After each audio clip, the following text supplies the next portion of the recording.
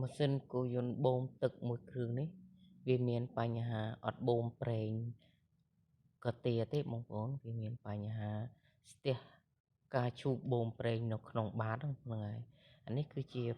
ប៉ោលសញ្ញាប្រេងវាអត់បាញ់បងប្អូនហ្នឹងហើយវាបែកវាមានបញ្ហាបែកកែវពីលើបងប្អូននឹងវាជ្រាបប្រេងអញ្ចឹងក៏ខ្ញុំដោះដូរបងប្អូនហ្នឹងហើយអាហ្នឹងយើងត្រូវដូរចេញអញ្ចឹងយើងដូរអាហ្នឹងមួយរួចវាមានបញ្ហាបូមប្រេងវាអត់បូមហ្នឹងហើយវាបូមប្រេងហ្នឹងហើយនេះជារន្ធបូមប្រេងវាមួយទៀតកន្លែងរន្ធបូមរុយមកសញ្ញាប្រេងម៉ាស៊ីនហ្នឹងហ្នឹងហើយកន្លែងមេដាខ្ញុំចូលហ្នឹងរួចអាតយោផ្កាឈូកហ្នឹងវាមានបញ្ហានៅក្នុងដៃដែលខ្ញុំលូកហ្នឹងវាមានបញ្ហាសយោផ្កាឈូកវាហ្នឹងដែលបូមប្រេងបាតនៅក្នុងបាតកាទេហ្នឹងហើយអញ្ចឹងវាមានបញ្ហាអត់បូមមកពីប្រេងវាខាប់ពេកបងប្អូនហ្នឹងហើយអញ្ចឹងនេះគឺខ្ចៅបូមប្រេងហ្នឹងគឺខ្ញុំរឹតខ្ញុំដោះចេញមកវិញអានឹងខ្ចៅរឹតមកវិញអញ្ចឹងអាផ្កាឈូកហ្នឹងវាមានបញ្ហាស្ទះដីហ្នឹងហ្នឹងហើយនេះវាស្ទះដីនេះ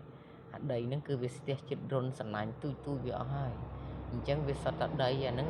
របៀបគាត់ប្រើប្រេងចាស់ហ្នឹងហើយប្រេងសល់ពីម៉ូតូសល់ពីអីចឹងមកគាត់ចេះតែចាក់ទៅអញ្ចឹងវាមានបញ្ហាកតិចដីកតិចដែកអញ្ចឹងវាជាប់នៅក្នុងសំណាញ់ហ្នឹងអញ្ចឹងវាអត់បូមតាមផ្កាឈូកហ្នឹងទេ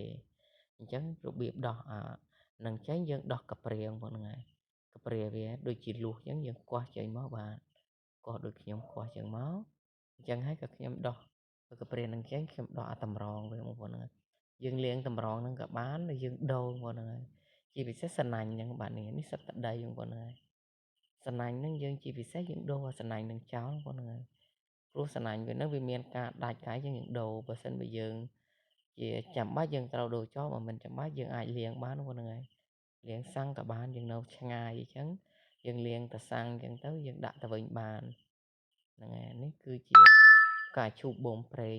ម៉ាស៊ីនម៉ាស៊ូត22សេសហ្នឹងហើយបូមទឹកអញ្ចឹងទៅ